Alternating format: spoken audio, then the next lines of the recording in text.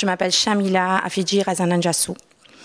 Je suis originaire de Madagascar, je suis issue de plusieurs métissages. Bon, en tout cas, ça va être compliqué, la présentation, c'est facile. Hein. Mais à mon avis, ça va être compliqué de passer après toutes celles qui ont déjà témoigné.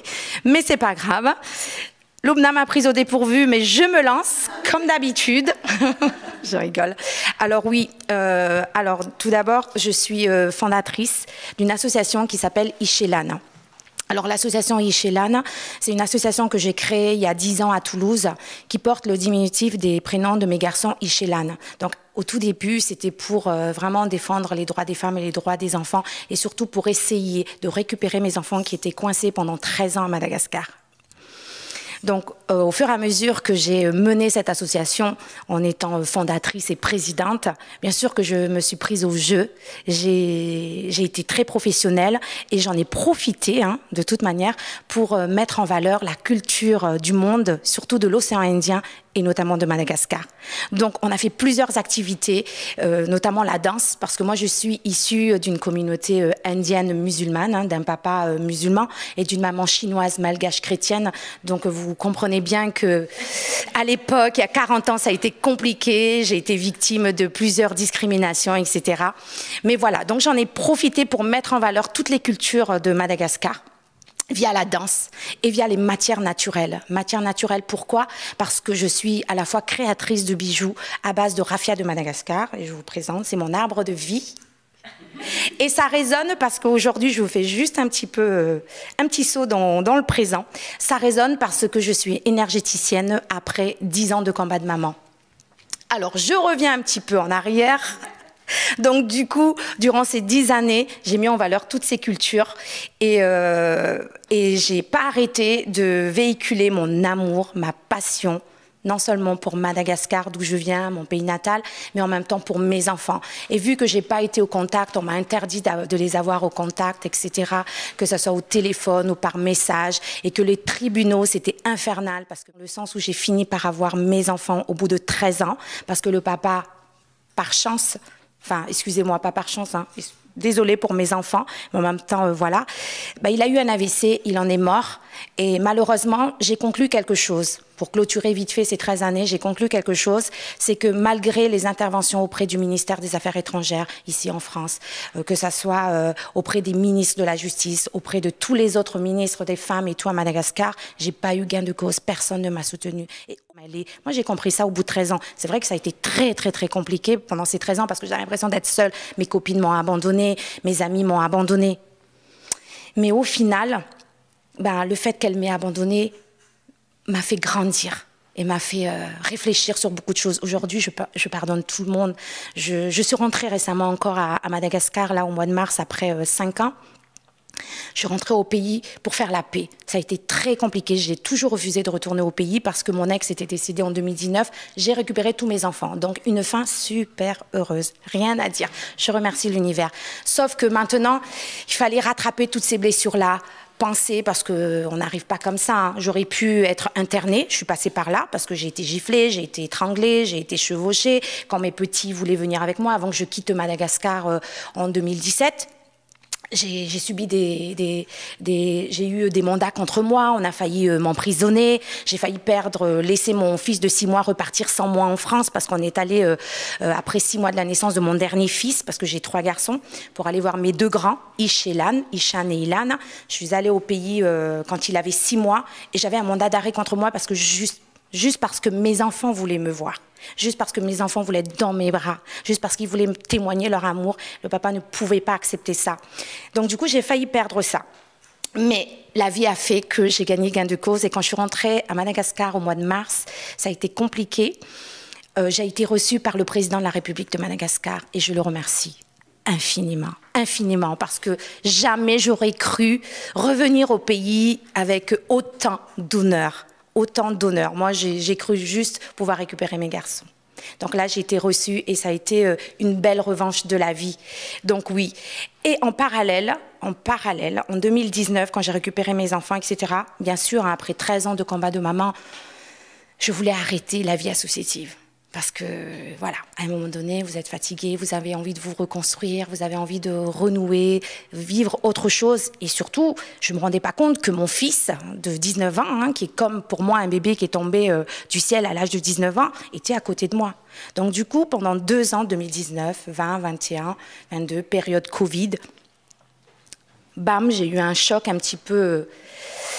mentalement, parce que d'un coup, toutes les activités se sont arrêtées, alors que quand il était là, je continuais encore comment dirais-je, à honorer toutes les activités, parce que voilà, c'était en même temps un combat pour les droits des femmes, les droits des enfants, mettre en avant la culture de l'océan Indien, de Madagascar. Donc, une passionnée comme pas possible. Mais sauf que non, il en est là, Chamila, toc toc, pandémie, boum, enfermé entre quatre murs, et là, je pense que comme beaucoup de monde, on se rend compte que voilà, il faut se recentrer et revenir à soi. Voilà. Et donc du coup, mais simplement avant de prendre cette décision de tout arrêter et d'annoncer aux membres de mon association que je voulais arrêter l'association Ishelan, la veille de ma décision où je devais annoncer, quelqu'un est venu me chercher de Paris en me disant on aimerait bien t'avoir dans une autre association qui s'appelle Tous Ensemble pour Madagascar. Et Tous Ensemble pour Madagascar est une association qui a été créée au tout début par le président de la République actuelle, Andry Rajoelina, hein, avant d'être nommé. Et là, j'ai dit, mince alors.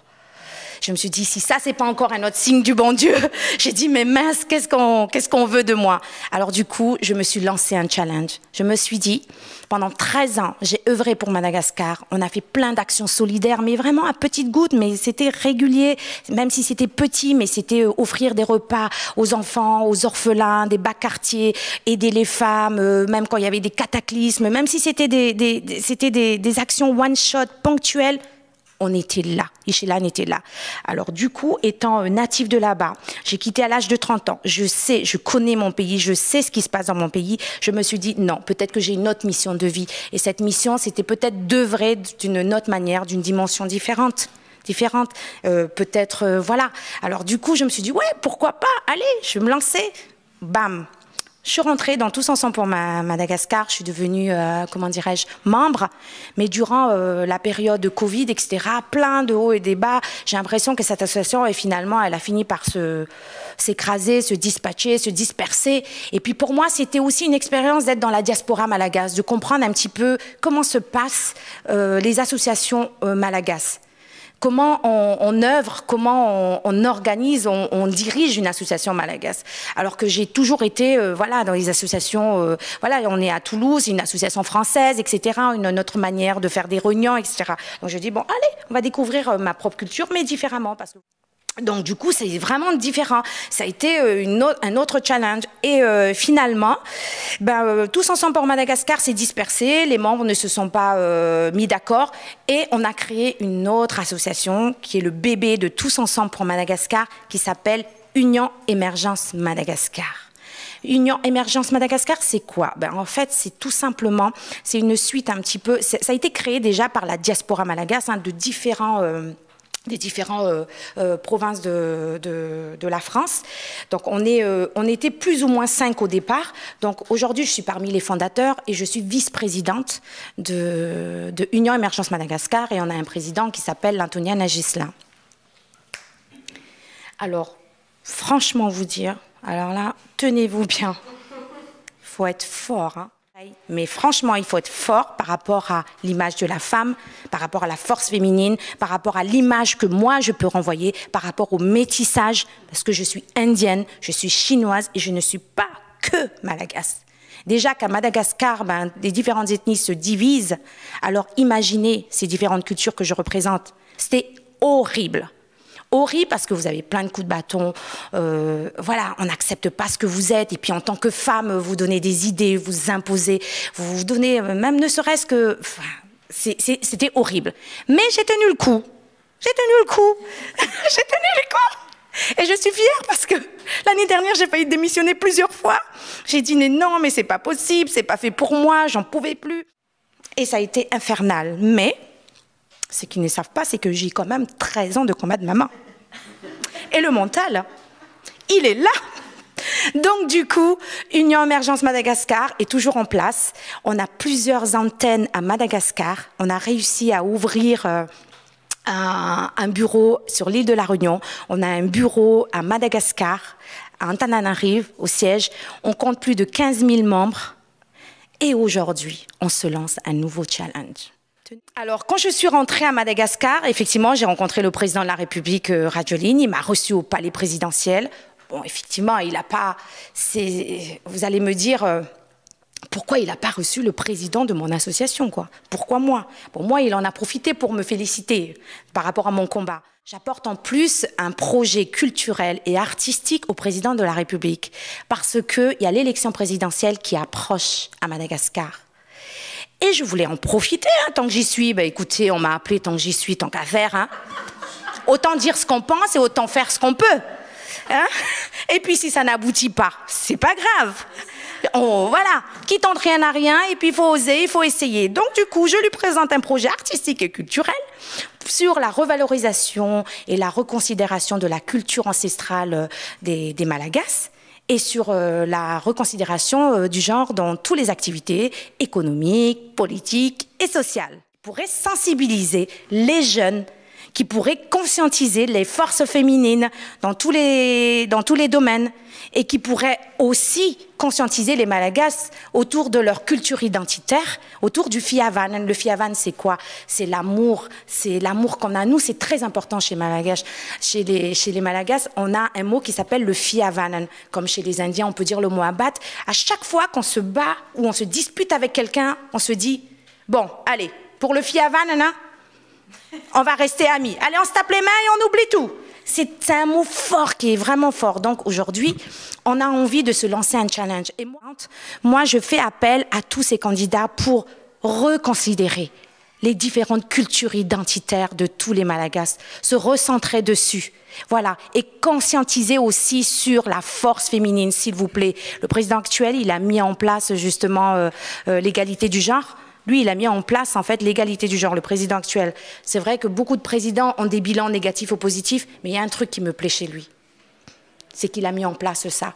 Donc, qu'importe ce qu'on pourrait dire, pour moi, ça a été un des seuls présidents qui a mis en place l'égalité du genre et la protection des enfants et des femmes. Voilà. Donc, c'est mon prochain challenge. Histoire à suivre. Bon, en tout cas, je vous encourage tous de ne pas s'arrêter, d'écouter les signes de votre destin, les signes de l'univers. Mais je pense que, voilà, quand tout est ouvert comme ça devant nous, il ne faut pas se poser des questions, il faut foncer, il faut aller droit au but et se laisser aller. Et surtout, surtout, surtout, moi aujourd'hui, c'est la clé de mon mental, c'est que je n'attends rien. Je n'attends rien. J'ai déjà tout gagné. Voilà. Bon, en tout cas, je vous remercie de m'avoir écouté. Merci.